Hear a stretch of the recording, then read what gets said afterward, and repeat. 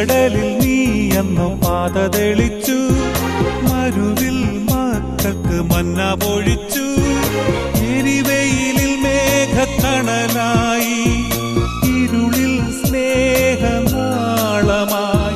സീനായ് മാമല മുകളിൽ നീ നീതി പ്രമാണങ്ങൾ പകർന്നേകി.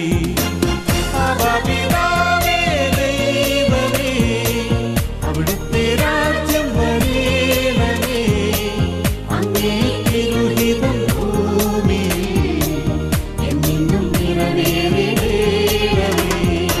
ഇസ്രായേലിൻ നാഥനായി വാഴുമേ